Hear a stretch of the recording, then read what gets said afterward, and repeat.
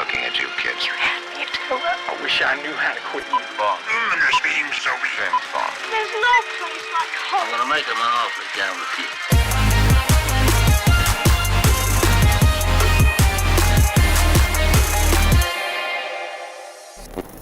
Happy New Year to all who are listening and all who are watching. Well, you're not watching, you're only listening because this is audio only, but y'all already know that.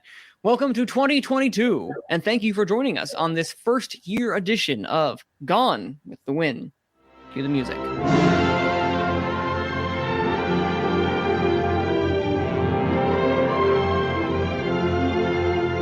Hey everybody, welcome to Gone with the Wind, the show about award shows where we talk about, you guessed it, award shows. This is number 87 and our first of 2022, everybody. We made it, another year around the sun, and we are still alive. No comet has hit us yet. Don't look up, we're looking at you. And I am your host, Manning Franks, and I have an esteemed panel. I got two regulars and we got two special guests. But before we get to our special guest, let's talk to our regular panelists right now. Malcolm, welcome. Hello. We just got in with our Being the Ricardos review, literally is right before this. And so he still has his little name tag at the very bottom, and it's hilarious. It's Being the Lays. Get it? Clever. And we have Dan Skip Allen. Yeah, I can't wait to get into this because I feel like I've seen enough of the animated films of 2021 to really have an idea what could be in those five. Ooh, I can't wait to hear your thoughts then. But we're talking about animation, as you probably have guessed so far by the title and the thumbnail. But we're not alone. Whenever we talk about animation, we want to make sure that we have the experts brought on. And our experts are as follows. We have Cam's Eye View. Who is Cam's Eye View, Cameron? Howdy. I am the co-host of the Renegade Animation podcast and the founder of my site, Cam's Eye View. I forgot that's why you have Cam's Eye View. That's like, Cameron, why do you have Cam's Eye View? That's the name of your website. I forgot about that. There we go. I thought that was a nickname. And then also we have the captain himself, Mike Hay. Welcome, Mike. How's it going, guys? You guys know me as the other co-host of Renegade Animation and the co-founder of RenegadePopCulture.com. Yes, these are Renegade Animation boys. They are back again. That song, Guess Who's Back? Back again. It is the Renegade Animation team. We love them so much, we wanted to have them on again. And guess who apparently now is joining us, filling us up? Abe! Perfect timing. Hello. Sorry, I was just started introductions. Oh, no, listen. I had to go to the restroom before I started this, so don't tell anyone. Oh, wait, everyone knows now. Abe, welcome. Hi. How are you guys doing? Nice meeting you guys. I don't think I was in the last episode with you guys. Hi. Oh, you weren't? Cameron and King. No, I wasn't. I don't think so. Oh, so No, Cameron, Mike, this is Abe. Abe, Cameron, Mike. Nice to finally meet you. Howdy. Hi. Look at these, bringing the internet together for animated. And I know that both Mike and Cameron have some thoughts upon this. So we're going to go and get started, and then I'm going to leave the floor open to our experts. We have the Addams Family 2, the Ape Star, Back to the Outback, Belle, Bob Spit, We Do Not Like People, The Boss Baby, Family Business, Crypto Zoo, Encanto, Flea, Fortune Favors Lady Nikuko, Josie, The Tiger and the Fish, The Laws of the Universe, The Age of Elohim, Luca, The Mitchells versus the Machines, My Sunny Maid, or My Sunny Mad, Paw Patrol the Movie. I just missed that one. Pompo the Cinephile, Poopel, the Chimney Town, Ryan the Last Dragon, Ron's Gone Wrong, Sing 2, The Spine of Night, Spirit Untamed, good luck to them, The Summit of the Gods, Vivo, and finally, The Wish Dragon. All right, Cameron, you had thoughts, you said. Well, I mean, in general, this is a decent list. I mean, you kind of feel bad for half of these since you kind of know they don't have a chance. No. Like, I don't think Addams Family 2 has a chance. Ape Star really doesn't have a chance unless you follow Viva Kids and their releases and such. Back to the Outback, I think, came out too late to really get any hype because, Netflix doesn't know how to market stuff. It's not a bad movie, though. I quite liked it. Bell still holding out for G Kids to keep pushing this one as their contender. Bob Spit, We Do Not Like People. It's an interesting movie. I don't think most awards voters are going to quite gel with it. Though it's an interesting movie if you ever want to try to find and watch it. The Boss Baby? No, sorry. Crypto Zoo? I mean... It's got a following. It has. No. I know it sounds weird, but it has a freaking following, and it's odd as hell. Yeah, no. I love the movie. I just don't know how the awards voters will go. It's like they seem to have like a limit on, or at least for the Academy Award voters, they seem to have a limit of how weird they're willing to accept a movie. Yeah, look at Titan. Yeah. We know what'll happen to that. And Kanto, I think this will be Disney's big contender out, and besides Luca. And then Flea, of course, that's going to be there. I think that's just, there's a seat that's reserved for Flea ever since the beginning of this year. So Real quick, can I say something, Kim? shoot. It's documentary, all right, Mm-hmm. and international feature.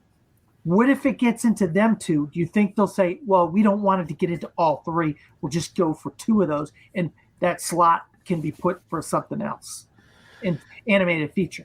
That's tough because I feel like they should, though, because it is a very important, like, if the awards, like Academy Awards, are about the most important films of the year, it feels like it would be kind of silly to leave it out of Best Animated Feature, since it's been like winning all the awards left and right at animation festivals and festivals in general. And then Fortune Favors Lady Nikuko. G Kids recently said they're going to distribute this one. Great movie. Don't think it has a chance. Josie the Tiger and the Fish. If Funimation really wanted to, they could really support this one. I don't think they will. If they didn't do it for Your Name, then I don't think this one has a chance, even though it's a great movie. The Laws of the Universe, The Age of Elohim. Yeah, nobody's going to watch the Happy Science cult film, so I've never even heard of it until right now. Like when I looked at the list today, I was like, "What is this film?" Oh, this is it's their most recent film from they're a religion in Japan. They're very infamous. Oh Lord. I'm just going to keep it there. Okay. Luca, if Pixar's going to get in, they're going to get in with this. Or did they release a short this year or no? I don't think they did. Yes. Yeah. Somebody's got a short for Disney, and it's Disney has a short, but I don't know if yeah. it's Pixar. What's the one with the raccoon? Yeah, Oh, yeah, that was the one in front of Far from the Encanto. Tree. Yeah, Yep. Far. And the Mitchells versus the Machines, that's going to be there. Another reserved seat. My Sonny Maud, it got a Golden Globe nomination, but the Globes are going to globe, and I think The Globes are gonna go. sorry, that's what they're going to do. Because a lot of studios and such pulled out support from the Golden Globes due to all the shenanigans going on with them. So I think My Sonny Maud got lucky by sliding in there. I don't think it has any other chance because I don't know many people who've seen this movie, even though it's really solid. Paw Patrol, No Patrol. Sorry.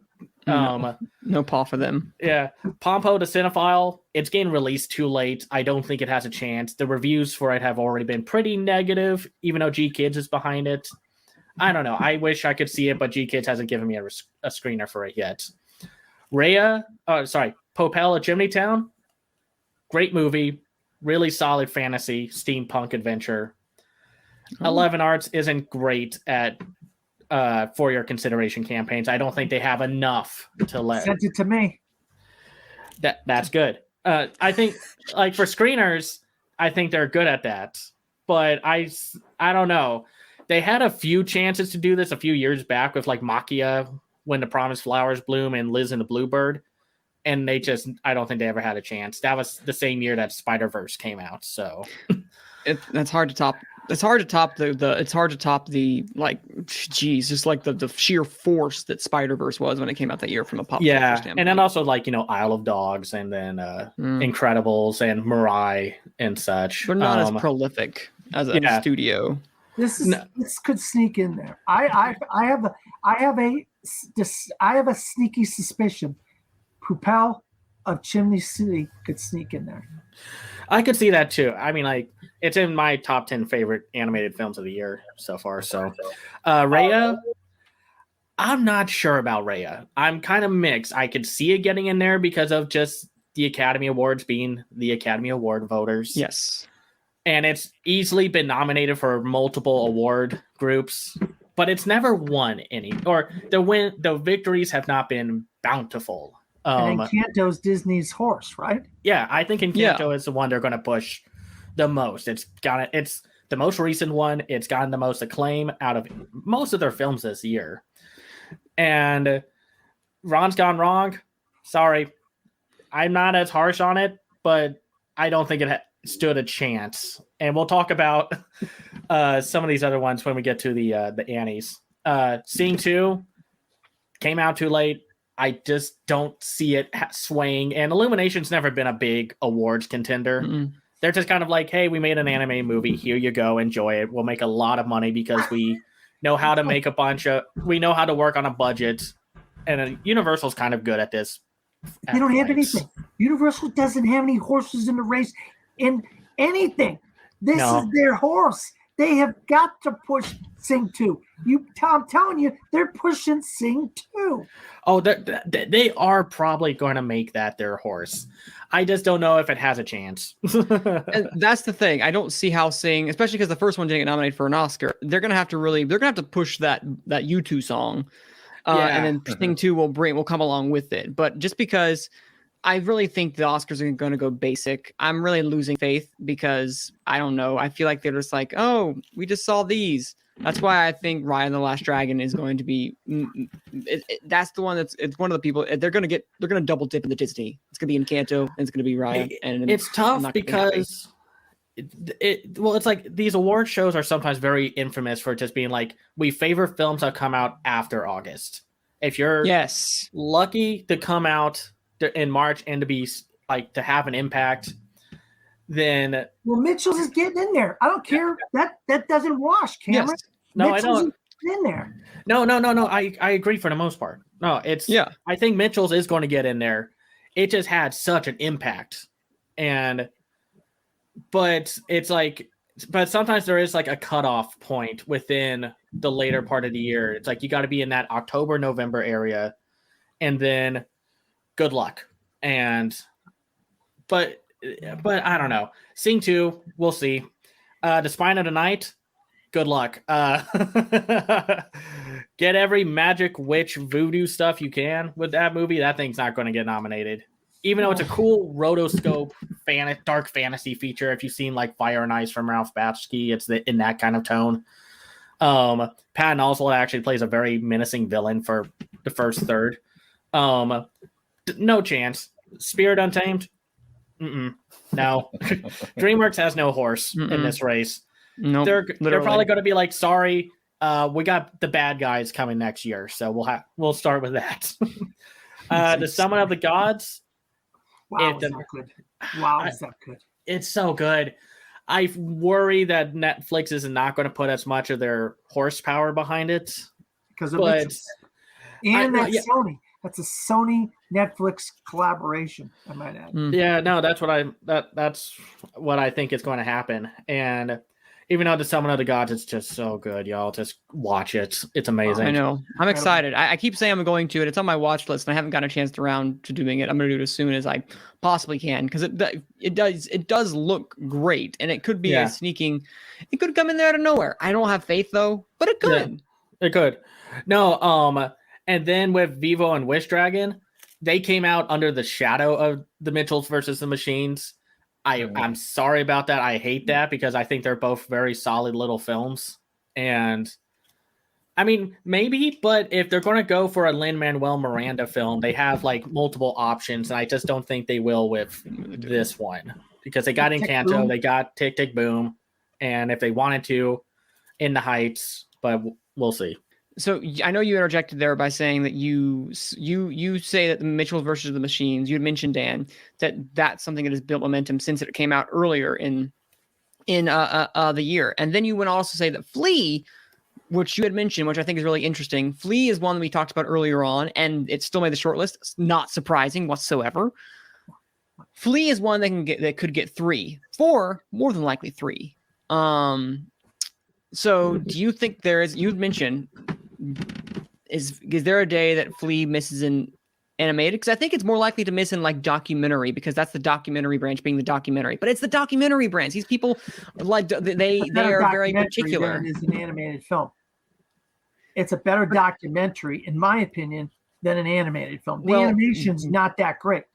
Won't You Be My Neighbor, though, I think is an excellent documentary, and it still missed as the front runner. But a lot of folks are looking at Flea and international and documentary has a better shot in those two than it does animated. It could get an animated. I'm not sitting here and saying it won't get an animated, but I think it's got a better shot at documentary and international than it does animated, because animated, I feel, is a tougher. I have this thing narrowed down to 8 films, so we got to get that down to 5.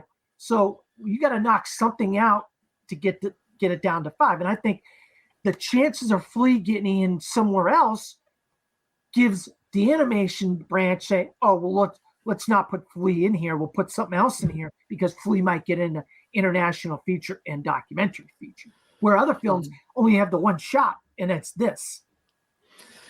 Yeah, I could see that. Like, I mean, like, again, the awards voters are going to be who they are. So they're going to be like, okay, well, yeah, I agree with that. So, and the animation is not the best. Well, yes, I think, but also if they look at this, maybe it's not the animation is fantastic. They may look at it and be like, we love the story, we love what it represents. Mike, what do you look at? You look at Flea, you look at some of the front runners that we have. Which one of these do you feel like are completely safe or not guaranteed? I won't say guaranteed, but they're more than likely safe. Would you put Flea, and what else would you put in that category? I'd say the 2 right now that are completely safe are Encanto and the Mitchells versus the Machines. Flea, I could see the argument of voters thinking, oh, well, it's a lock-in documentary, so we're not going to push as hard for animation.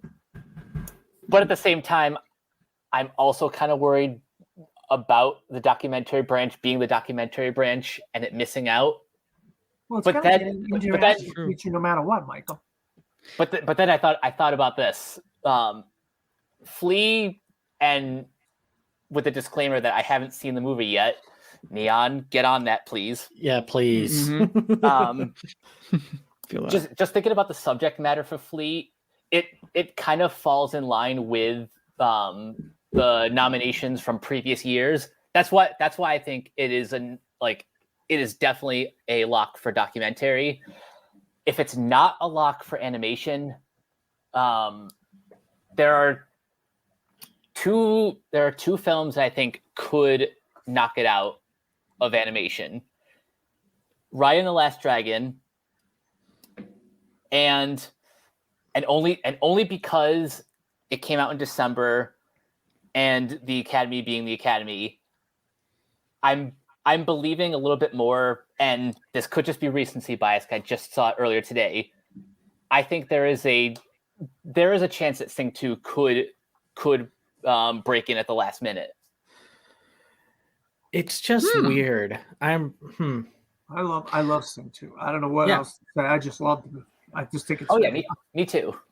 Okay, so Malcolm, Sing 2.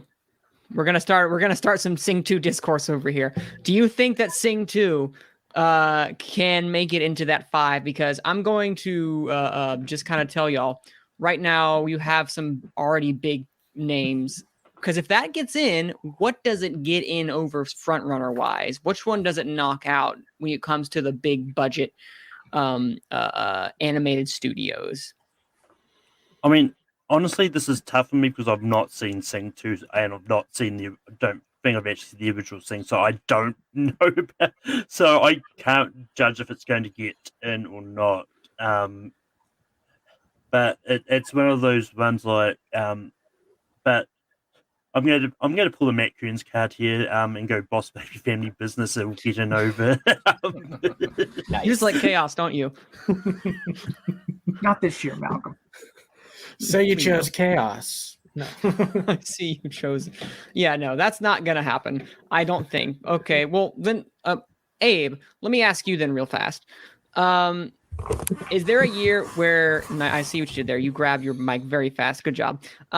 Is there a year where this could be like just there's not a lot of independent features in the sense where it's going to be all big budget, like animated studios? I'm talking Flea misses. I'm talking that Summit of the Gods miss. I'm talking Belle misses, and it's merely just all big budget studio animated films. Abe, is that a world we're going to live in?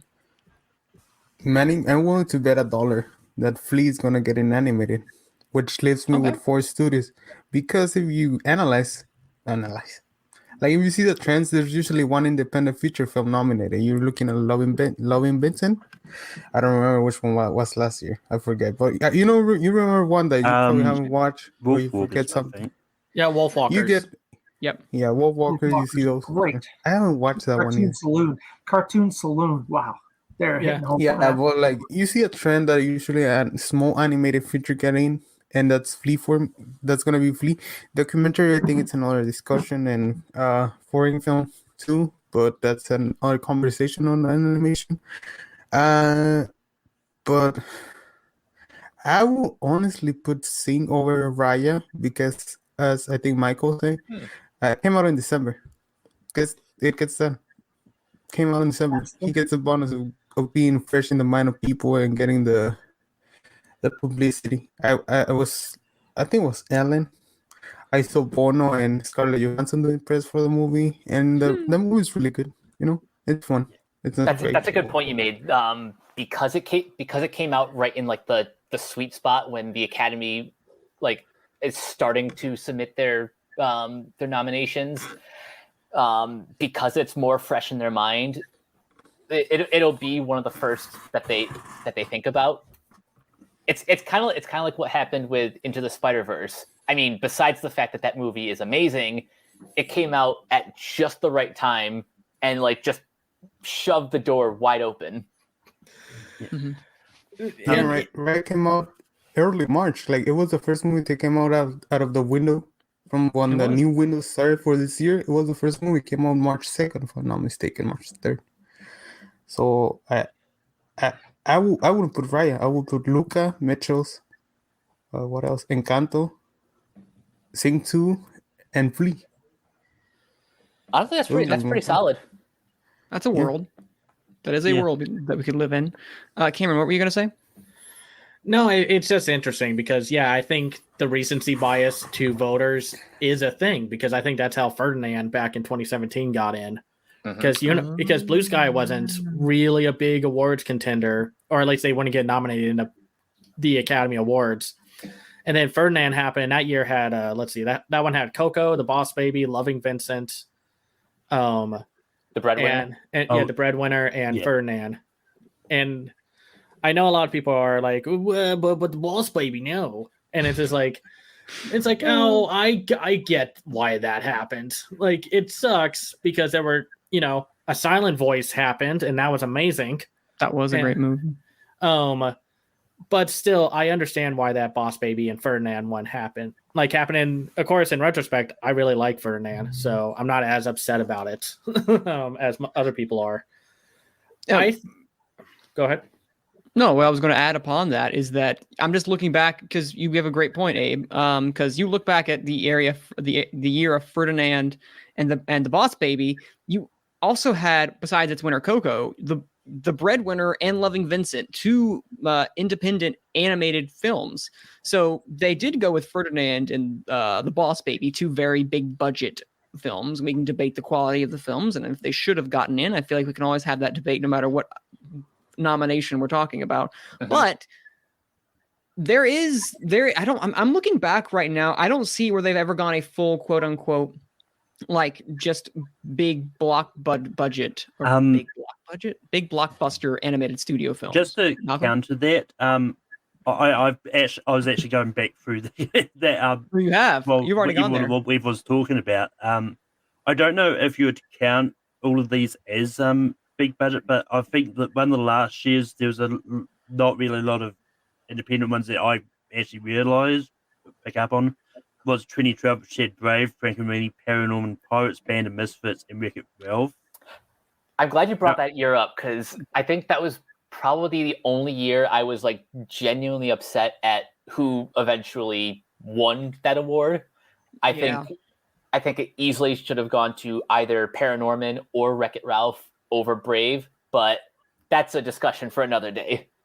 Yeah, but before that, the one year that definitely did have just big budget movies was 2008, because that was the year that was Wally, Bolt, and Kung Fu Panda. Yeah. So, Yeah, that was before they expanded the roster from 3 to 5, which is a great move. And then it was like kind of inconsistent. One year would have like the Triplets of Belleville, or the very second award had Spirited Away, and that won.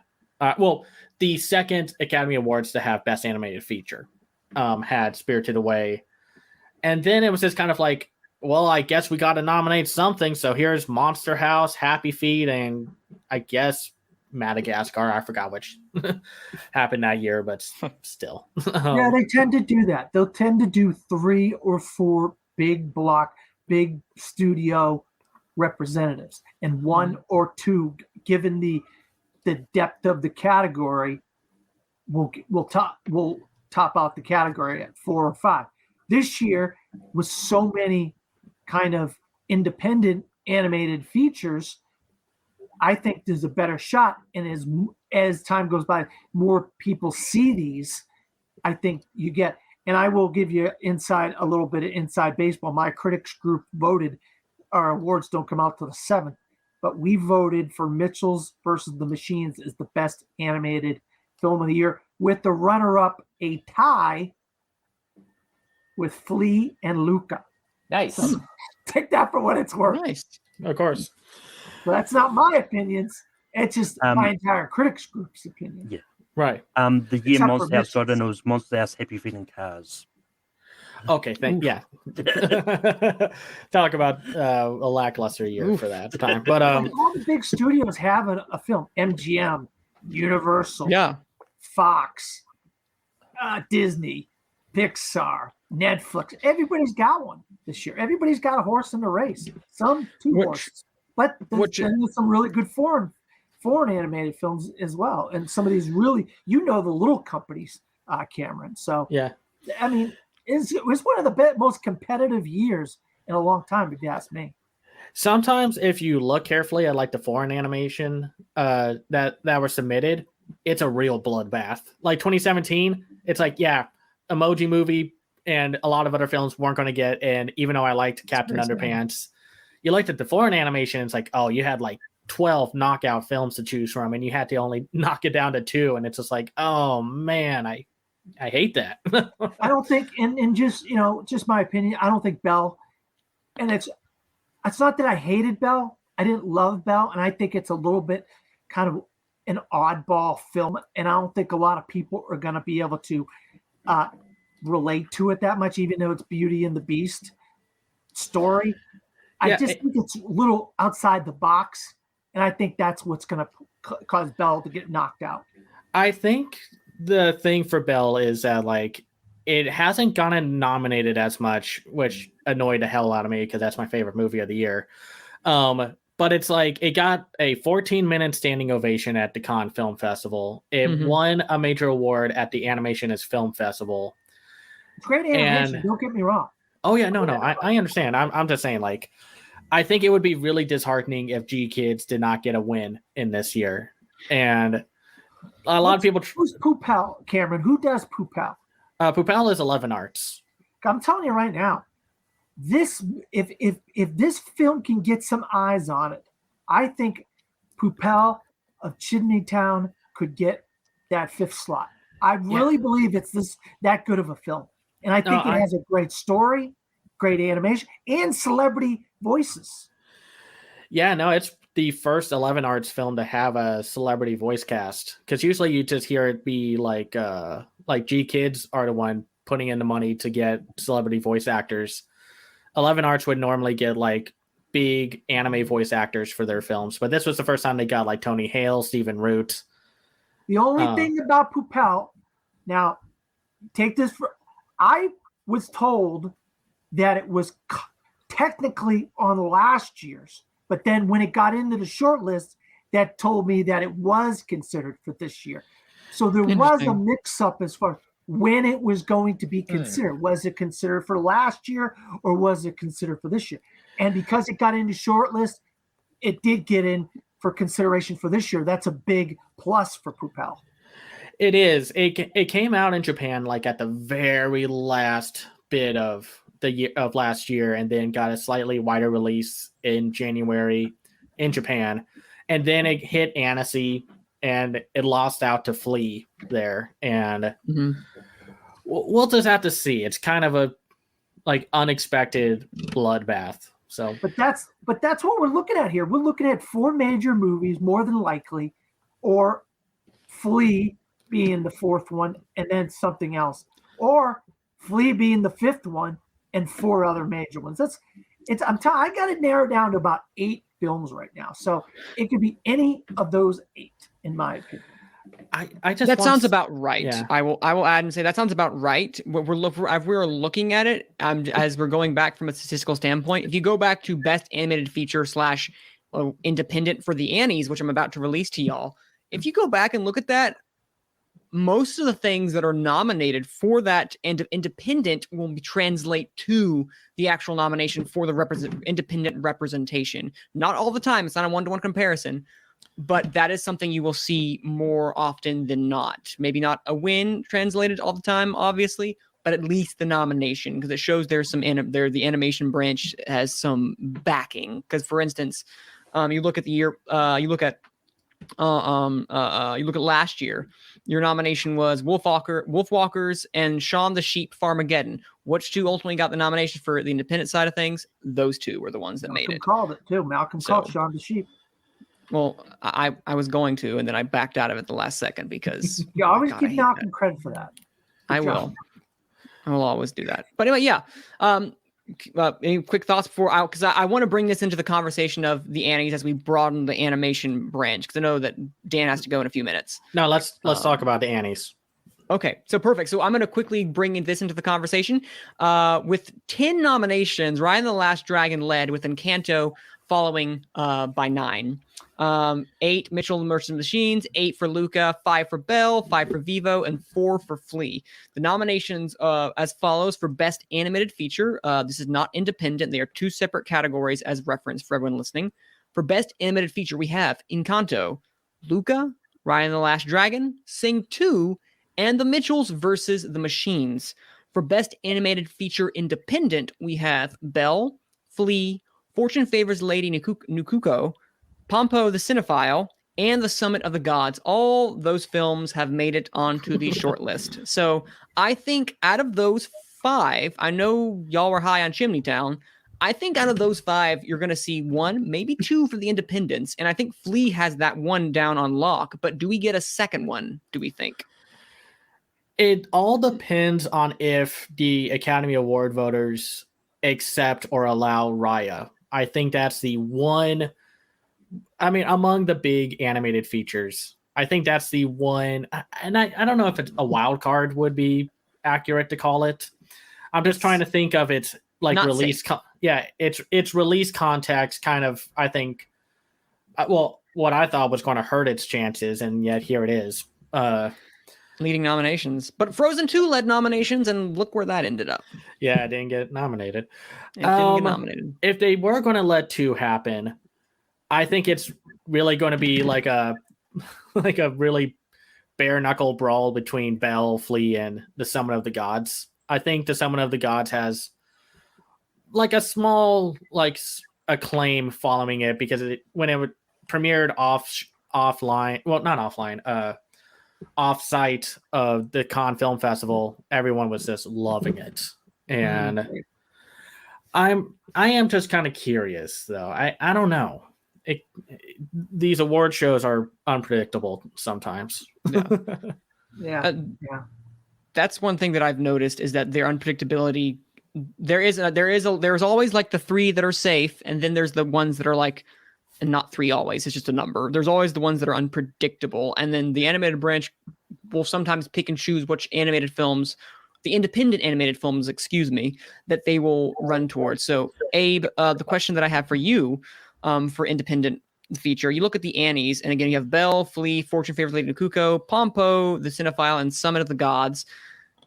Do any of those get in the sense that, is it just Flea? I know you had mentioned Flea, but is there an outside chance that Pompo the Cinephile or the Summit of the Gods, as Cameron was mentioning, since there was some rapturous high marks from the film, do any of those make it in, or is that an off chance that's going to happen? Manning, I would like to. This is the first time I heard about Pompo the Cinephile and Fortune Favors Lady Nakuko.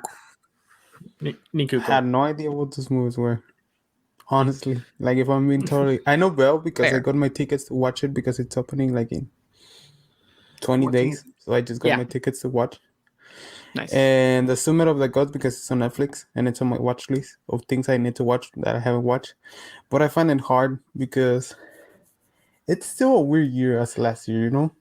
Like studios are still like, it's not a normal season campaign because it's a shorter year. You see it, but it's still a shorter window, 9 months of films released and everything. So everything got more crap together to campaign and studios to do it.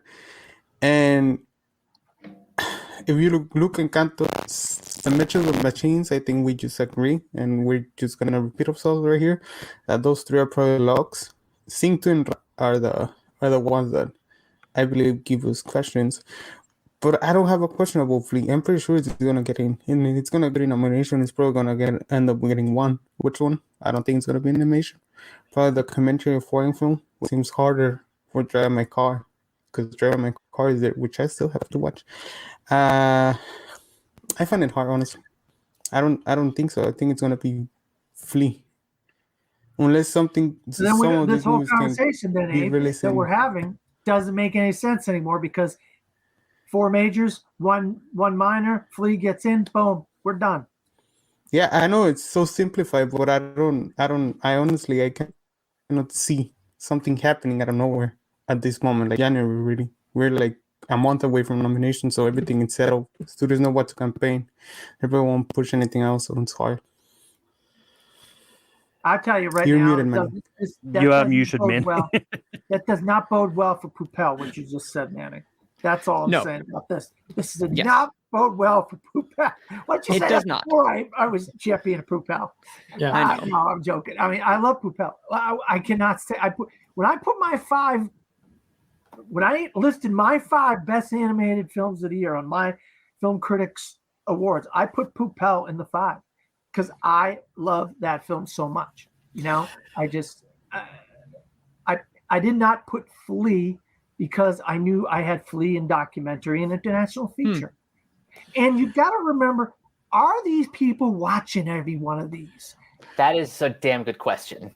We've all read the honest Academy ballots, and we all know how and why the winner is usually a Disney film because they saw it. Yeah. Yes. No. If they don't see it, they're not going to vote for it. If they don't see it, they're not going to nominate it. Well, it's aggravating because it's like your main job as a voter is to see everything. And I know it sucks when there are like 300 films released every year or whatever, or what have you. But yeah, my point is, like, I understand that sucks. I have to take in so many considerations of like categories and such, especially if they're going for multiple categories. But you gotta watch it, man. Like, come on. Cameron, not to interrupt you, but that's why I sought out Belle ahead of time and said we cannot vote on best animated feature in our critics group unless we see what we perceive could be a potential winner. Poupel, we made a concerted effort to go find Poupel, get Belle, and boom, I saw them both. And Belle wasn't one of the best ones I saw this year. It's a good movie, but Poupel was a unbelievably pleasant supply. Another one, Summit of the Gods. I knew it was on Netflix. I said, I'm watching this because I need to know if this is one of the best, and it is one of the best. Are they going to go for the same style? That's the question. I like the idea that they would go for different styles in years past. Like Malcolm said, Shaun the Sheep was a different style. The Leica group. Sometimes we get the stop motion group, we get the claymation group, we get the computer group, we get the hand drawn. I like the fact that this branch would nominate 5 distinctly different looking films. That's my only hope, that these people are that smart of people that they would not go with the 4 computer animated, even though Encanto and Mitchell's are 2 of the most gorgeous films of any film all year. I mean, 2 of the most gorgeous films you'll see of any film all year. They're still computer animated. Raya, computer animated. You know what I mean? Mm-hmm. I want them to say, can we do a hand drawn? Can we do whatever? Something Right. different. This is what I'll add. The track record is good for that because we all thought Frozen 2 was going to make it in because it's the Disney movie. Right. And yes, the reviews were not as kind as its predecessor, but it didn't make it in. It had the most Annie nominations, such as Raya right now does have the most Annie nominations. And again, those don't always translate because the branches obviously are different in how they vote, yada, yada, yada. But there is always especially when Klaus and I Lost My Body both made it in that year, which is a fantastic thing because both are fantastic. And I think that especially that bodes well if we want to get, because this is also a really rich year with at least 3 prolific independent features. Because I know people weren't talking about scratch that. Pardon me. People were talking about I Lost My Body, but that's because some critics were starting to get, Netflix pushing it. Critics were seeing it. I don't see any critics groups outside of really Flea from an independent standpoint. A couple saw Bell, I know. It's Neon. Neon's one of the best independent studios going, along with like A24, to really give their films a push. And they are pushing Flea to no ends because they know Flea, Spencer are really, they don't have, and they have a couple things like worst person in the world. They've got a couple things in those. They push. Neon is amazing when it comes to pushing the films that they perceive are going to be the ones that those 3, worst person, Flea, and Spencer, are their big 3 horses, and they're going to push them. Neon. No, I know we kind of last time we were on here, I kind of joked saying like, is all of the best international features just going to be Neon oriented distributed? Yeah, Hero is really looking like that this year. Hero is Amazon. Drive My Car isn't. One person well, is this Neon. was before Titan missed, so Titan was Titan it was Neon. Yeah, that was Neon as well. I will say one thing that kind of caught my eye about the Annies, and I still don't think it has a huge chance with the Academy Awards, but I was reminded that Fortune Favors Lady Nukuko has actually, had fortune brought upon it, because all over like the overseas film festivals, it's been like taking up awards left and right. So it could but you kind of have to be in that circle of like knowing that it's been winning awards left and right. I don't know if that will translate to anything here.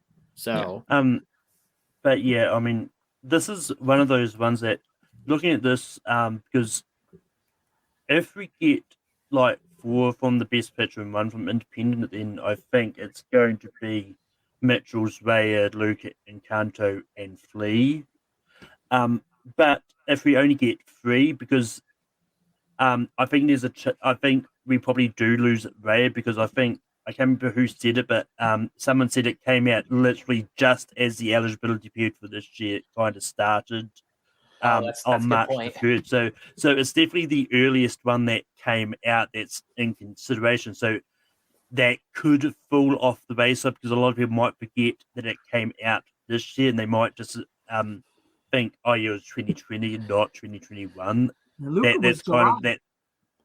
Well, I mean, but I mean, Luca was still July, so I think that one is more a definitive of 2021 than, because Raya came out literally March, which is when the. Is there a year, Malcolm? Is there a year that we could honestly say no Pixar in Best Animated Feature? I mean, Yes. Pixar's not. Yes. 2018. No, 2016. It was Zootopia, Kubo and the Two Strings, Moana. What was it? My Life as a Zucchini, and Red Turtle? yeah, the Red Turtle. What about So- 2011?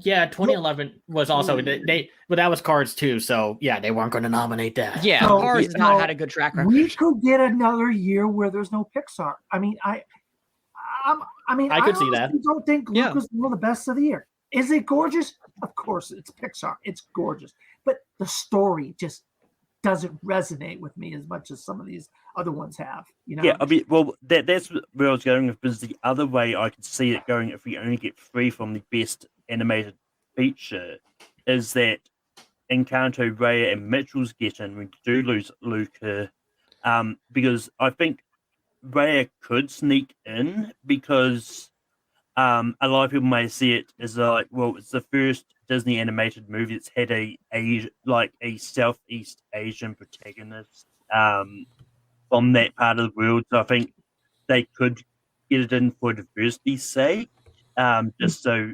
But yeah, I think there could be a chance we could lose Luke. I think Luke, it's either Luca or where we lose if it is only 3. So. I could see that happening. I mean, I love Luca, but yeah, if this was a year to outshine Pixar, it would be this year. Because they got 2 next year, and I just don't think when they have 2, I think that makes it even tougher to get them out of the running. So, And I will say, Dan, Dan has to skedaddle. Dan, good luck. Have fun. Adios, sir. Peace. What I was going to say and add is that you look at Best Animated Feature right now. Mitchell vs. the Machines currently has 16 critic wins. Critics really adoring that. Flea has 7. So they're both currently kind of racking up review or awards. You look at Encanto, that has 3, and Raya the Last Dragon has 1. So those are the 4 so far that seem to be picking up some steam, which Luca has yet to win anything. And maybe all this time, maybe it's not Raya and the Last Dragon. Maybe it is Luca is the one that may miss out on the end, because it kind of feel like it came and went. Like, I feel like people really enjoyed it when it came out, and then it kind of came and went. Raya still has people still manage to know what that is, even with 2 Disney films that are out here. They know and they've heard of it, and it has still gotten some critical praise. So maybe Luca's the one that missed out. And yeah. the other one that I actually just thought about here just now is if we do get 2 from the Independent, we could lose both Luca and Raya, and Sing 2 sneaks in. This is the case. We were talking about recency bias here earlier, so Yeah. it is possible. So It would I'll be ask the fitting. question. It would be fitting. I'll ask the question, Mike, for you. I'm looking at this right now. Mitchell's versus the Machines. I think we can all agree, unless there's some egregious snub that transpires, a la documentary branch, Mitchell's versus the Machines will be the one to make it in. We will also have, and there goes Abe. Don't know how to Abe. Mitchell versus the Machines will have Flea, unless something else, Encanto. Those 3 are the ones that I think are most likely going to be making it at the end of the day. Flea could miss, of course, but I think those are your 3 strongest ones that you have so far, which means we have 2. If you had to roll the dice, are we going to get those 2 filled up by independent, 2 by bigger budget animated films, or a little bit of both? Before I answer that question, I actually came up with a worst case scenario. No. What's the worst case scenario? What happens if, just like the Lego movie, the Academy snubs the Mitchells versus Machines? I don't think it's going to happen, but if it does, what takes its place? Didn't they A riot. snub it because of the? Oh, true. Agreed. Didn't they? Again, I could be wrong. Didn't they snub it because it had, I guess, real people? Why? Did we ever know why there was a backlash against it? I don't think we ever got an official answer, but we all kind of assume it's because of the live action bits. I assume it's because it's a IP branded thing. I'm not sure. It's just like It was good. I know. Yeah, I mean, Go yeah, ahead. like for me, I always assumed that there was some weird thing with the word Lego in the title that is why they didn't put it in. I mean, I don't know. We can only speculate. I don't think anyone's actually come out and said anything about No, it. of course. The fact that none of us here can even agree on the reason is kind of proof that like that nobody knows. Mm-hmm. And again, I want to stress that I don't think that the Mitchell's versus Machines is going to get snubbed. And part of the reason I think that is because Into the Spider-Verse kind of put Lord and Miller in good graces with the Academy. It's a good point. And Sony kind of got put back into like the serious competition scene because yes, a year before Spider-Verse happened, there was the Emoji Movie. That thing had a production hell problem, so I don't blame Sony for being like, okay, let's get Spider-Verse out there next. But yes, it's I like looking at the behind the scenes stuff, and it's always kind of sad when you see stuff for like the Emoji Movie. Anyway, very sad. Yeah. So then, if Luca doesn't make it, I think the Summon of the Gods will be there. I don't think Vivo has a chance to sneak in as Netflix's other Oscar submission, because that one also came and went, and it got a freaking trailer a week before it got released. So it did, didn't it? I'm not happy about that one. Abe, I'm looking back at these right now, and while we can agree on that top three, there is a possibility that Belle. I know you got your tickets to Belle. There's a possibility Belle misses. I'm going alone. Seeing you. Oh yeah. Well, you know what? Hey, I went alone to Licorice Pizza 2 days ago. So you know what? It's one of the best ways to see movies.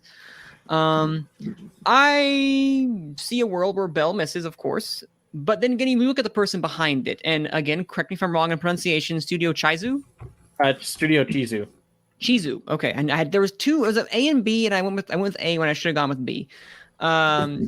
They won an Annie for Mirai. And then Mirai, thank you. I'm thinking of Minari for a second. Mirai, they won an Annie for Mirai, and they were nominated for an Oscar for Mirai. So they are in, as Mike said, good graces with the Oscars. So do we see this going the way of Your Name, where it's like, a well-regarded film that is kind of forgotten that came out in January? Or is this one that's going to go the way of Mirai and, just like the studio, get a nomination? They did Boy and the Beast too, is that right? That was nominated? Correct. That was it was submitted to the Oscars in 2015, then got a wide release in 2016, which doesn't make sense to me. But I think they missed their window, they missed the window in the sense of like the eyes seeing it, I think. Yeah. Okay, I think that's what happened. Yes, go ahead, Abe, and then Cam, go ahead. Your Name wasn't in that one missed, right? Yeah. Yeah, that one happened in 2016, and then got released in April, right after the awards. That was just the most surprising thing because at the time the studio, I don't know which studio, I think it was Universal, something that picked up the rights for the movie to be live action, and they were doing all this campaign for the film, and not getting nominated was a total surprise. So it's kind of hard. And Belle, I don't see the support for Belle. I remember everybody was talking about Your Name, and I think a lot of people still reference to that movie from that studio, from that director, because even Marnie, was it Weathering with You? What's the name? Yeah. I'm sorry. You guys probably know the name of the filmmaker. I don't remember. His name is Makoto Shinkai. Yeah, he did Weathering with You, which are two movies that I totally love. Those two movies are incredible. And that one, I believe, was not nominated either. So it's hard for me. Even Your Name, that it's this big film, big in terms of comparing it for more independent films, that people are supporting, that critics are supporting, and Belle's not getting that support. If that cannot get in, I find it hard that something as Belle can get in. Let me throw a bone to Belle. I think because it's going statewide, in January, that'll give more Academy voters plenty of time to see it, and the more the Academy has eyes on that film, the better chance it has getting a nomination than something like Your Name, which, as we mentioned, was released after the Oscars, so it had no chance no matter what. I think the thing that helped Mirai back in 2018 was that it got a wider release in November, and its only competition back then was like Illumination's The Grinch, and because I think it would have gotten lost in the shuffle in December, because that's when I think that's when Ralph Breaks the Internet came out, and then that's when Spider-Verse came out. So I think, well, what happened with Weathering with You back in 2019 was it was released at the very beginning of 2020. So yeah, so we know what happened there. But it was financially successful. But I think the Academy Award voters are still kind of struggling with the fact that it's like, oh, a Japanese animated film or anime is competing for awards. Why should it, when we like our big US made films? And I know that's weird saying that because Miyazaki got nominated a couple times, like but multiple years, but still. I don't think his when you think of, I guess, the quote unquote anime, I feel like Your Name fits that description more so than like a Hayao Miyazaki film, because he kind of like transcends into the casual viewer for some reason. I don't know why and I guess in America we've kind of like distinguished those, at least in my mind, because Studio Ghibli is this entity in and of themselves in comparison to something like Naruto or One Piece or Dragon Ball, and Your Name is different from those, but because it's such a smaller IP and its art style is similar, I feel like most American, and I'm sorry for the Oscar voters, I'm stereotyping right now, see that and they're like, oh, as you said, Cameron, oh, what is this? This is this anime? Again, I could be wrong in that sense, because in the past they have gone with Hayao Miyazaki has won, so they've gone with Japanese submissions, Japanese films, so they're not against him. But it's like something is up. I think you have to catch him in the right, I hate to say that it's the right mood, but it does seem like it's the right mood, because otherwise they're missing out every single year with amazing titles. Like 2016 had Miss Hokusai. That's one of my favorite movies of all time. And then there's, of course, like Your Name, and then Weathering with You happened, and that got shoved out because I Lost My Body and Klaus were the big real contenders there. And I think everyone was shocked when Your Name didn't make it, because it was like the biggest film like everywhere else in the world. And then of course, the live action remake stuff happened, and then it just kind of stopped. I realized I muted myself again because I do that all the time. So before we wrap up this discussion, I just want to quickly ask and pose this to the room. Animated film, if we had to pick the 5 right here, right now, I'm going to go for each of you. What is the 5 in your predictions? Not your personal 5, but what do you think are the 5 that is going to actually transpire? So I will go first to set the stage. I think at the end of the day, you're going to have Mitchell's vs. the Machines. You're going to have Flea. You're going to have Encanto. You're going to have Raya and the Last Dragon, because why not? And then you're going to have, and sorry, Luca. That's actually a great point that I didn't think about until right now, but I think you're going to have something along the lines of like a Belle or Summit of the Gods. I'm going to go with like possibly Belle, mainly because the previous history of Mirai, and I think that could ultimately get some eyes on it because it's coming out at a good time. And because Luca is just kind of middling in the sense of what it is, because Pixar has missed before, I think that could be the case. So, Cameron, what do you think? What are your 5? I think Encanto. I think The Mitchells. Close, just like there. I think Flea is going to get nominated. It's not going to win, but it will get nominated. It's too big of a film to miss out on unless they pull a Lego movie for some reason, which might even be a worst case situation. It's like if they let Flea not nominate Flea. just because of the topics and everything. And I can see Belle, and it's a toss-up between Luca and the Summit of the Gods, because I think Netflix is going to push Summit, but people still really like Luca, even if it didn't make the biggest splash, pun intended. That's what I'm going to say. Go with. I feel like pun was intended, but Yeah, it was. Mike, what are your 5? Wasn't there just recently a Lucas short that was released on Disney Plus? Oh, there was. Yes. Because if Luke does sneak in, is because that short helped them remember about Lucas. Oh, so wow, you're right. The short came out in November during the Disney Plus day, so yeah, that's a good point that Malcolm made. That short is like a memory jogger. So then, Mike, what are your 5 then? Okay, in order from most likely to, well, most likely to least, I think the Mitchells versus the Machines, Encanto, and Flea are locks. Mm-hmm.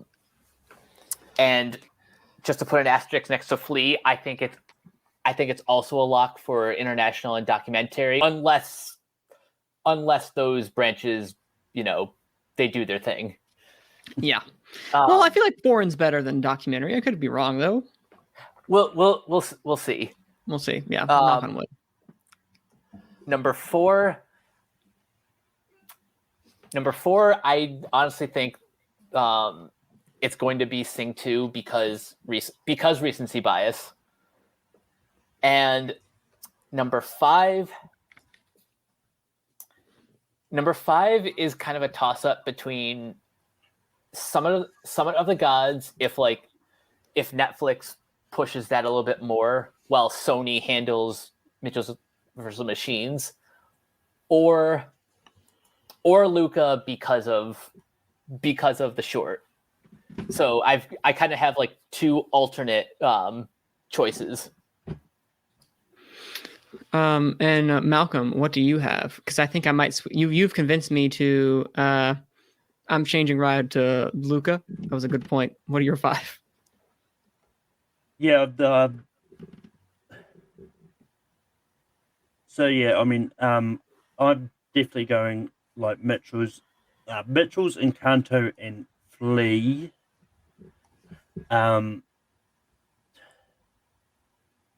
I think I've actually convinced myself that I think Lucan will sneak in, and then just because I'm not too familiar, I should get around to watching some of the ones that I've only independent, but I haven't got around to it. Just because recency bias, I'm going to go Sing 2. Okay. And finally, Abe, what are the 5 that you think are going to be making it into the best animated feature? As much as I want Boss Baby Family Business to happen, it won't happen. Chaotic character, you. Okay, no. I think I can agree with you guys that Encanto, Flea, and Mitchells and the Machines are going to be there. I just stuck myself out of Sing 2 because I just checked right now, and the first Sing was not nominated for Best Animated Feature, which I find hard to believe the second one will be. Just because I don't know why, but I find that hard. So I'm gonna say Luca because I don't agree with you guys about Luca. Like, I don't know about you guys, but like my timelines of like Facebook and Twitter, there was a ton of Luca love. Like if there's Encanto love right now, like I see a lot of Encanto right now because it opened on Disney Plus last week. So I think those two had like Luca and Encanto. I think Luca gets in. Like I have no doubt about it. If can win, I don't know. And I think Raya because like I don't see any. I haven't watched the more smaller films, so I cannot talk about them. Like other than Flea, which I haven't watched, which I probably want to watch next week, hopefully. But yeah. So just to repeat, Encanto, Flea, Luca, Mitchells, and Raya. Well, I think we have an idea. We're going to see how right or wrong we were as we get closer to February 8th, which is a month away. So things can obviously change. I think Belle could pick up steam. We don't really have many things in way of animated nominations. We'll see what wins the Golden Globe, but I'm not sure how much sway that actually has. Critics' Choice could help us out, but they also push themselves back, so they'll be after the Oscar nominations. But we'll get into why they push back a little bit later. I have the article here. But yeah, that is our discussion for the animated feature race, which is starting to shape up nicely. We have some independent animated films in particular, that are kind of under the surface, battling out for those big budget animated studio films like Pixar, no DreamWorks this year, or Disney, Illumination, etc. But I want to know, what have we watched this past week? What are some films during this holiday season that we have watched back, be it new or rewatches, just to get an idea of what we've seen so far? And because they are our guest, I will let them go first. So, Cameron, tell me, what have you seen? Well, I'm trying to watch all of the Oscar submission lists for Best Animated Feature, and I got through pretty much all of them except for two, and that's for Flea, Neon. Come on already, give us the movie, and Pompo the Cinephile. Those are the only ones I haven't seen yet. I did watch Bob Spit, We Do Not Like People, which is a weird meta documentary action adventure kind of stop motion story from South America. It's about a comic book artist who's getting interviewed, and then in this alternate timeline, his character Bob Spit, and this is based off of a real person and his real work, and is realizing that his character is about to get killed off, so he sets off on a journey to go kill his creator. And it's done in this very cool stop motion look that, you don't get many stop motion films. And if you needed to compare it to something via visuals, it's very similar to Anomalisa from 2015. And and it also has kind of the same complex pseudo philosophical viewpoint. Interesting. I don't think a lot of people will vibe with it, but I kind of did because it's just so interesting as a movie. But we'll just have to see how big of a release it gets. I don't know if it will, but we'll have to see. All right. Well, Mike, what have you watched this past week? So starting from literally a week ago, I took my brothers to see The Matrix Resurrections. I, of course, loved it. And before that, I obviously did my due diligence, rewatched the original trilogy. Came away with a lot more positive thoughts than when I first saw them. So if you're a big fan of the Wachowskis, especially the more like recent stuff, I think you'll really enjoy The Matrix Resurrections.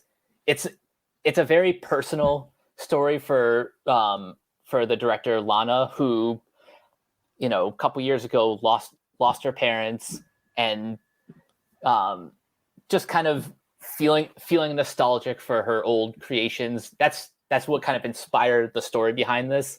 And it's got a lot of meta commentary on the Hollywood studio system, and it's one of those films that we don't get a lot in like the mainstream these days, and it's one I really enjoyed. And then earlier today, I saw Sing 2, another movie just like the first one.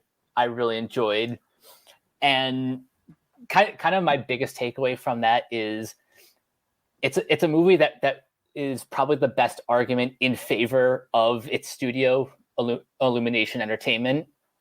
If you want my full thoughts on that, you can check out my Letterboxd write-up. But yeah, that's been my week. Awesome. Well, I have never seen the Sing movies, but everyone's praises of the second one might cause me to go out and actually look into it. So I guess you could say people were singing the praises of Sings. Malcolm, you rapscallion, you comedian. So Mr. Comedian, Malcolm the comedian, tell me, what did you watch this week? So I've mostly been watching sort of 2021 stuff to try to see if I pull out my top movies. But whether or not you consider it a documentary movie or just a TV special, I'd watched the Harry Potter 20th anniversary yesterday. It was definitely a lot of fun. It reminds me why I love the franchise. I saw everybody's talking about Jamie last week. I actually really enjoyed it. It was actually quite a lot of fun, and I watched Funny Girl for the first time yesterday. Really enjoyed it. And because I wanted to, and I hadn't seen the Kissing Booth 3 yet, I watched the entire trilogy of the Kissing Booth movies. Fantastic. And so, Abe, tell me, what have you been watching this past week? Or should I say this year? I think Abe's frozen. I don't know what to say, man. Oh, there you No, are. I watch. When we recorded the show, I told you guys I was gonna watch The Matrix Resurrections. I really enjoyed it. I thought it was fine. I'm not a big sci-fi guy, but I was entertained through all the film. So I give praise to that. Visually, it's stunning. Like the Wachowskis, they can miss the story, whatever. They don't miss. Well, this is Lana Wachowski, so it's not the Wachowskis, I guess. But she crushed it visually. I watched Raya. I have a French in my mind. It was fine. Oh. I'm just so fine. It's so sad. I drove 2 hours to watch Licorice Pizza and Red Rocket. I drove 2 hours. So I wasted my Jeez, whole I day to remember. watch those two movies. Yeah, and I did. And I really enjoyed both of them. Nice. Really, really enjoyed both of them. I cannot say I love them, but I really, I had a hell of a time watching those two movies. Like, it's a hell of a double feature. If you can do it, make it, it's, 4 hours and 21 minutes of your day. Yeah. But, really love both of them in my top 10. I don't know if they're going to split, because they're in the edge of the 2021. Really enjoy those. I watched Win the Ricardos, which you can watch the Contenders review going with a win next week, right, Manny? You can. You absolutely can. Yeah, which I was not there because I was having breakfast. And I finally watched Mass, which honestly, I loved it. It was fantastic. I was there the whole time. It's just an incredible script, which I guess is the strength when you just have 4 people in the room and 4 incredible performances from all 4 actors. So I watched that this week. So I've been watching a lot of stuff lately. I am so glad that you saw Mass. That has been the movie everyone who's listening to this podcast knows. I have been championing that film since I saw it at Sundance. And now that it's actually finally available, because I'm pretty sure it came to 5 theaters when it was out. No offense to Bleecker Street, but I don't know what it came out to. Yeah, but now that it's actually available for digitally available, I would implore everyone to go out and check it because it's still my favorite film of 2021. Yeah, go check it. I'll second Manning's opinion. Yes, and if you haven't watched it, you're making you're being disrespectful to yourself. You gotta love yourself and put yourself through those kinds of films. Yes. If you can see it, I would highly encourage you to, if you have the ability to go, because it is available, I think, on Prime, on a couple of, it's available to rent on Amazon Prime. It's available to rent on Bleecker Street's website. A couple of other places, I'm not sure. I need to go check that out to clarify. It's available on all the places. Yes, all the places, all the networks. Yeah, that's still, I implore you, and good job, Abe. So speaking of Licorice Pizza, I also saw Licorice Pizza this past week. And you didn't like it?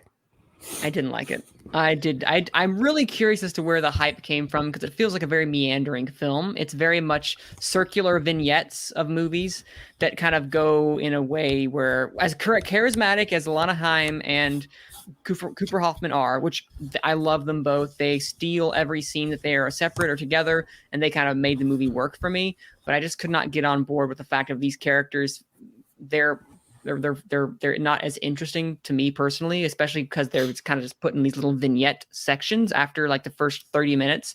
It feels maybe an hour, I'm not sure. It feels very disjointed, and as amazing as Bradley Cooper is, and I loved every moment that he was in, I just didn't care for it. And yeah, the discourse has been around in regards to their age difference in the film, which is 10 years. Obviously he's 18 in real life, but I don't know. It just was, to me, it felt weird. I'm not here saying it was wrong and how dare they, but by the end of the movie, felt very odd to me with the direction that they were going. Cause I thought it would be more unrequited love as he was pining after her, but definitely not the case at the end. And it just kind of left a weird taste in my mouth where I couldn't root for them at the end of the day. But I understand why it could work for some people, but Licorice Pizza just did not really work. I'm very hit or miss on PTA. And that was one of those. Thank goodness. I feel like I'm alone in not fully enjoying PTA's work. Oh, Like, yes. No, PTA is No. hit or miss.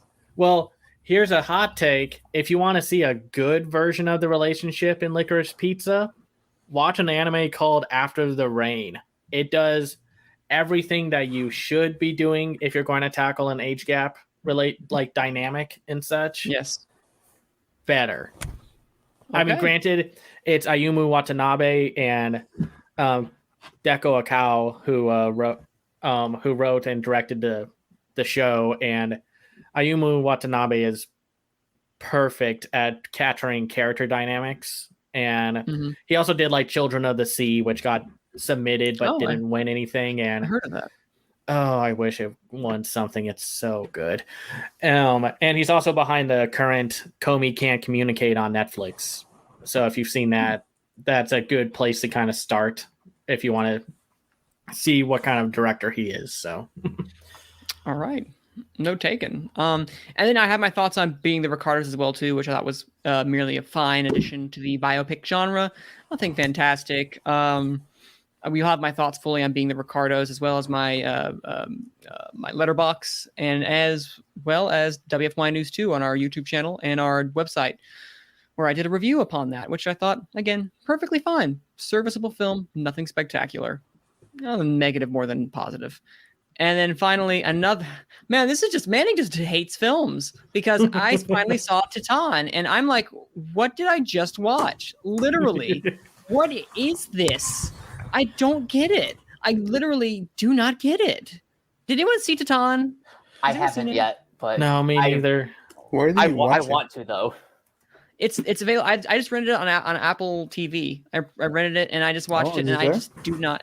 I just did not care for the main character. The writing is super thin. The themes. I like the themes the movie is dealing with when it comes to family and when it comes to identity. But it's so paper thin. If people think it's this deep movie, and it's like, I don't. I just do not get it. I think it's one of the most overhyped films of the year. I just kind of started skipping through it because I was just so disengaged with everything that was going on. And that's when a movie starts to lose you, and you're just like, okay, this is just, I just want the scene to move on. And I just did not care. Welcome to me and my confusion of people being like House of Gucci. So, Well, I will say I liked House of Gucci mainly because of how campy and ridiculous it was. That's why I liked it. It's stupid. It's not great, but I enjoyed it for the stupidity. I just did not like that movie. I sat there for 3 hours being like, oh my gosh, I want this thing to end. I don't blame you. I don't blame you. No, I understand. I mean, it always sounds so dismissive and disrespectful to other opinions in a otherwise subjective world of art, that it's like, man, what are y'all talking about this movie? But I was so like, I don't know what everyone was getting so hyped up for outside of the camp factor of it, which I'm such a picky person when it comes to camp. It has to hit something right, or else it's just like, nope. No, and that's also a film that's gone down Gucci the more I think about it, because I guess in the moment my girlfriend and I were just having a big laugh every time that Jared Leto sends me Paolo, and I was just laughing so hard because it's so bad. It's so bad. I mean, I think that's what confuses me about the award stuff, because it's like everyone's doing a weird, wacky Super Mario Italian accent, doing their own thing. And then here comes Jared Leto, like, I put olive oil in my bloodstream and I gained 200 pounds, and now I just get to talk like this. I get to talk like the Italian chef in The Simpsons. Oh God. Literally what he is. Literally. But no one has saw Titan. Yeah, no. Nope, sadly. Abe and Malcolm, y'all haven't seen Titan. Okay. Manning, I just saw it in my Apple TV. I'm probably gonna watch it. Please watch it. I want to hear your thoughts, and I feel like I'm gonna missing take to out. watch. Please, I feel like I'm missing out in some way, because it is so bizarre, and the character is so unlikable that I was just like, you are a horrible human being, and I cannot root for you at all. Like, I understand, like, she's just so, I don't know. It was not clicking for me just as much as Licorice Pizza didn't click. Well, actually, I don't hate Licorice Pizza, and I don't hate. It's hard for me to hate a film, but I just did not like Titan. I did not like it. I don't get it. And it makes me sad that I don't get it. So, but if people who have seen it and they disagree, please let me know, because I just was so underwhelmed by the movie. But yeah, those are the three main films that I saw. I've seen a couple things here and there, but those are the three main ones that I saw. And yeah, not the best first watch of my year, but you know what? It was something that needed to be watched sooner than later. All right, finally, gentlemen. Recently, there has been, of course, and I hope everyone is remaining safe at this time, there's been a rise in COVID cases, specifically here in North Carolina. There has been, where I live in my state, we have had a positivity rate of, I believe, 22% on Christmas Day. 22% positivity rate, and it is the highest we have ever had. I don't know what today is. By the time we're recording is a Sunday. I don't know what today is. I don't think they did it on Sunday. I'd hate to see what tomorrow is. But right now we are currently having a surge once again because of the transmissibility of Omicron. And I implore everyone to be safe at this time. But it seems to me right now that things are being pushed back. The Palm Film Festival has been pushed back. It's been canceled outright. One of the film festivals that we recently had. Critics' Choice has pushed themselves back as well. And just a lot of other places are going remote. Sundance recently has said you have to have the booster, you have to have XYZ. There is a larger scale of stuff that's just transpiring at this moment. So I ask all of you at this time, with all the stuff that we're seeing, with the rising numbers that we are currently, experiencing, in y'all's opinion, do you think we're going to be seeing this with the other award shows? For instance, the Golden Globes, which we don't care about as much. But do we see that with BAFTA? Do we see that with the Oscars? What are our opinion on these things being pushed back? Because I personally think that's been the right call. I think it's the right call with the high with the variant currently that we have at the moment. But I pass it on to you, Mike. What is your opinion upon the fact that we've had to push things back recently, and the fact that we're kind of at a, I guess, early 2021 2.0? I think we need to take this like kind of one step at a time, maybe like 1 month at a time at least. I don't think we're going back to like full lockdowns like 2020, but of course I think now that like we've had a couple years, like we're a couple years deep into this pandemic, we're starting to get a little bit better at making safety precautions. So I could see things picking back up in like early and like either end of February or like early March, just because as we head into winter, flu season is still on the rise. So I understand if companies and studios are being more cautious.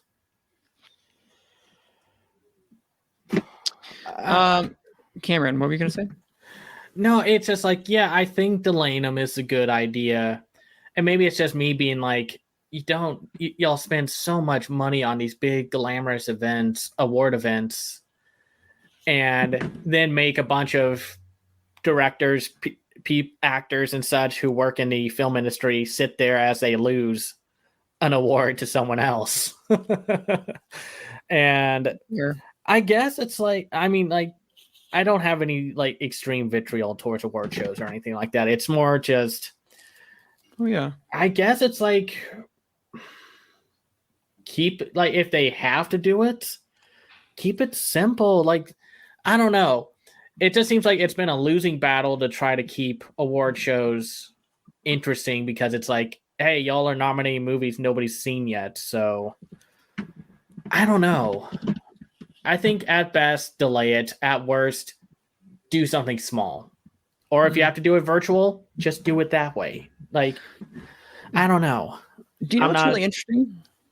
Go ahead. I was going to say it's really interesting is that one thing that I think has worked really well is the hybrid model. You look back at the Emmys, I believe, was it a year ago, 2 years ago? I can't recall. I think a year ago. Okay.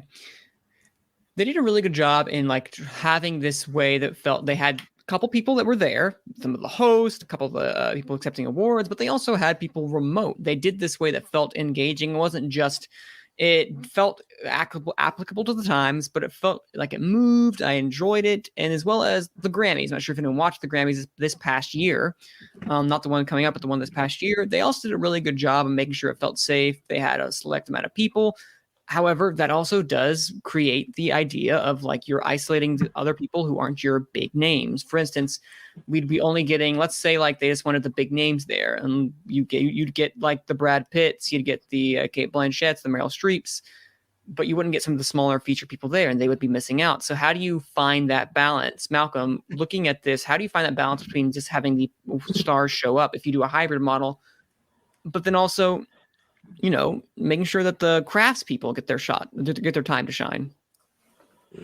Yeah, I mean, I think the hybrid model worked to a point, but I think it's one of those ones. I actually liked what the Oscars did last year, because they had it in 3 different, like the main performance in 3 different areas, and they had a small amount of people turn up there that were in those areas, and then anyone else they had it like either zoomed in or and whatnot. Yeah. So I think that worked well, despite the rearranging categories which didn't need to be rearranged. But that being said, I mean, I don't know if the Globe. I at this point I don't know what the Globe's plan for announcing the awards are in the first place. So I mean, they could have always been planning to not do a big ceremony or anything. So they'll do what they want to do, I suppose. But yeah, I think what Mike says is probably what they're going to do. They're going to take it sort of month by month, sort of delay it if they need to. Yeah. Because the Oscars are set to the end of March. Is that? Yes. Because I think it's correct. so there's at least just over 2 months before they need to sort of wonder if they can do it. But I think it's one of those ones that it's going to depend really, because I don't know what the numbers of people vaccinated over in the States are, because I think it varies. While we know that vaccinations don't sort of completely stop you from getting it, but they make the symptoms mild, but I think it might just be a case that they want to make sure everyone is at least vaxxed if they do go ahead with them. Yeah, and I think that was the case for the Oscars last year, but I could be wrong. But also to confirm, the Critics' Choice have not created another date yet for when they're actually going to come back. They said in a quote that, you know, it would be late February or early March. So, yeah, so they still are not sure. And so you're right, Mike. They're going to probably take it like bit by bit to month by month. Also, the Governor's Awards the Oscars do, that was postponed as well. Do you think that was the right Abe? Do you think that was the right call? And if so, Abe, what is this going to look like in a month? Or is this the new norm for every winter? Are we going to have where they're going to be jumbling around, or they're going to be, obviously you're the scientist out of all of us, so tell me your thoughts. Literally, you are the scientist. Why you put that on me? You are though. What does your degree say? Biology Tell me. Major. Exactly. Biology. Exactly. And I work with algae. Viruses. Well, not the same. I mean, Omicron is a hard thing to deal with, but like you're talking, I mean, they did the right thing.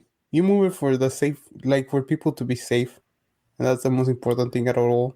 Like even you're vaccinated, it's still like you don't know how spreadable Omicron is with the vaccine. It's way too new. Honestly, it's way too new. Like You know, like we still get like the CDC used changed the thing about the time you have to quarantine after being a positive case. If you're asymptomatic, it used to be 10 days. Now it's 5. Just 15 years. I know that because of football. But you're talking exclusively about the Academy Awards. I will find it hard, like they don't pull off the day of March 27th, because they did the last ceremony when the vaccination was barely being started in the United States, well, in California, because the awards were like April, 22nd, 15, around that time, and I haven't gotten my first shot by the time, so that tells you that not a lot of people were vaccinated at the time. Exclusive of what, but they're doing the right thing, you know. They're doing, like, if people are not feeling safe, they shouldn't do it, and they shouldn't attend. But like, also it's about the money. How much money are the companies giving the awards losing, and how much are they willing to push? Because at the end, it's all about capitalism, of what the choices they made. You know, we're just talking about the awards. They did the right thing. I do think they did the right thing. And if it's gonna happen every winter, well, man, tell the people to get vaccinated, and then 63% when the vaccine has been available for 9 months now for everybody. Get your booster. I need to get my booster. But get your booster. That's all I can say. Agreed. Yeah, I think when it comes down to it is that they're doing the right thing and making sure that everyone is safe. And I would be disappointed if they tried to do anything. If they tried to do something in person right now with the highest amount of cases that we've had, at least in my state, and it's raging right now. While even it may be less deadly, the transmissibility case is high, and the more transmissible it is, the more people it can affect. So, but at the end of the day, it still can affect the vulnerable population based upon spread alone. So yeah, I just think that there is a possibility where I'm afraid of us going to have to, Abe, as you said, there's a possibility of us going to be getting this every winter, which would be really unfortunate. It'd be very unfortunate, but it all depends on various factors. Does anyone have any more thoughts in regards to what this could mean for the future of maybe like in-person awards in general? Do you think we're ever going to have a normal day back into award seasons where people are huddled together without any sort of big consequences? Considering that the Academy Awards keeps losing viewership every year, no matter how much they try and how much money they spend, and just how much of a class kind of thing it is, I think they're just going to double down on being smaller. Like, I don't know. It just seems like, why spend the money when nobody's watching, when you can spend it and maybe still lose viewership, but not as much as like, oh, my wallet's on fire, to, this little flame on my wallet is there. No. You should probably get that checked if there's a flame on your wallet. Yeah. That'd not be good. I kind of agree with what Cameron said. Like, yeah. If nothing else, like, these sort of safety precautions will embolden the Academy to spend less money on like the production, and more money on getting like the people who they want like represented at the actual event. So we're probably at least not for the foreseeable future going to see the show return to like the Kodak Theater or whatever it's called now. But it'll be in like probably smaller venues. Yeah, no, I agree. And to me, the crowning achievement of how to do a hybrid model right now, to me, is Sundance. The ability of them to be able to be like, hey, we have all these opportunities. You're not really missing much out if you are going to do this online as well too. It's going to be just as equal of an experience. You're going to have an even larger window to watch some films, which is amazing to be able to have.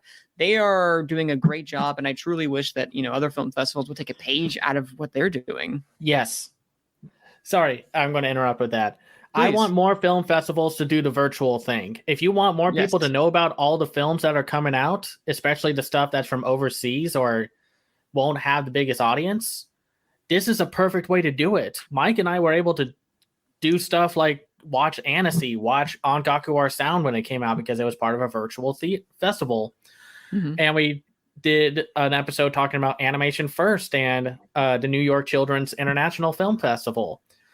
I understand it might be a copyright issue with the rights holders and such to go full on virtual, but I think that would be more accessible because not everyone has the money to travel or the budget to like put in like, Yeah. okay, I'm going to travel, stay at a hotel that's hopefully nearby one of the theaters, and then not counting the food and what have you. And like, good luck trying to find the budget to go to Annecy or Cannes or the Vienna Film Festival or what have you. They should do virtual things, make it more accessible, make it easier for people to watch this stuff. And one of my biggest disappointments with 2021 is that once the COVID numbers started dropping, we started losing a little bit of accessibility with some of these film festivals. So I was really kind of hoping that 2020 would have started something new and given like for example the disabled community a larger platform. And that's like definitely one of the net positives of a transition to the hybrid model. Yes, I agree 100%. And I think that, it's always felt exclusive. And the way to make films less exclusive and instead of just having it location locked is to have that accessibility. Maybe like one film or two films are exclusive to the actual area, but to have it open and to have that hybrid model, I think the hybrid model is how things should be going, because if you can if let's say someone can go to Sundance, good for you. I can't do that. But as a critic, I can go online, and you have that option for me, and I still will be able to view maybe on a different time type table, but I'll still get that opportunity. And you make films more accessible to a general audience, thereby at the end of the day, making people safe and having sure the accessibility is always there. I mean, if you're going to, if money's a problem, just charge for every film. It's not complicated, and these copyright holders and festival people are trying to be like, but the true experience is when you're sitting in a theater. And it's just like, I've been to a theater, man, a lot of times, and sometimes it just sucks. I'm sorry. Like, sometimes there's a little kid kicking your seat. Or little kids talking during Sing 2 when it's just like, oh no, is the character going to die? Wait 5 seconds and find out. Character dies. Yeah. Malcolm, what were you going to say? I mean, on the note that Cam said about like not everyone has the money in that to travel and all that. I mean, with the COVID protocols as it is, like every country is different when it comes to traveling. Like some countries you can't even fly out of or fly to other countries because I know I'm in that position. Because we can't even if we can't fly out to other countries yet. They were going to open it up. I think it was this month to potentially go to other countries if you're double vaccinated and all that. But we got a case of Omicron just recently, so that's been pushed back. So like traveling, like with other countries have that same traveling thing, like you can't fly out to other countries full stop. Like, Yeah, and that's the thing that I'm curious about, because I wish that we wouldn't backtrack by taking away that accessibility. And I do hope that other things can take a page out of Sundance's book and be like, hey, there's this hybrid model works, and it's the best option, pandemic aside. But we can't take the pandemic aside because we're still in the pandemic, ladies and gentlemen. Well, it's sorry. Go ahead. No, you go. Cameron, well, it's just like, and then, well, what's disappointing is that even with the hybrid model, some festivals are still kind of like locking films out. Like the Animation First, which is happening in New York, is locking out the more interesting films. And then it's like, oh, but there's an online feature. And it's like the Bears' Famous Invasion of Sicily, which great. And then it's like 1 or 2 films, and then that's it. And while like the in-person event has like 5 films, and it's like, that's not fair. No, it's not. I agree. Sorry. And I will say, no, I agree 100% with you, which is why, again, I'm going to keep singing Sundance's praises, not only because they approve me to be online, but because genuinely they are accessing every film. They're like, you can see everyone and it doesn't matter, which is the right play. You're right, Cameron. Some people are landlocking. And if it's like one surprise festival for those, cool. That's cool. I get it. Sometimes there's a nice little treat, surprise treat. But do not do that with the majority of your films. Malcolm, go ahead and go what you're going to say. Yeah, I mean, I do think there is going to be a time where like COVID essentially is like the flu, and it's just going to be there, but it's not going to be as deadly as it is now. Yes. But that's not going to be anytime soon. But I think when that happens, I do sadly think it's going to mostly go back to in person. I think they should have at least kept the hybrid model until they were sure that COVID was not going to be a factor in stopping anyone from doing anything. Mm-hmm. Abe, do you have any thoughts upon this idea of the hybrid model? Because I know that sometimes, I don't know what the nearest film festival is for you, or the largest film festival is for you, but I know that especially with COVID, it would allow both safety and accessibility as an option for that. If you had the chance to go and it was online, would you?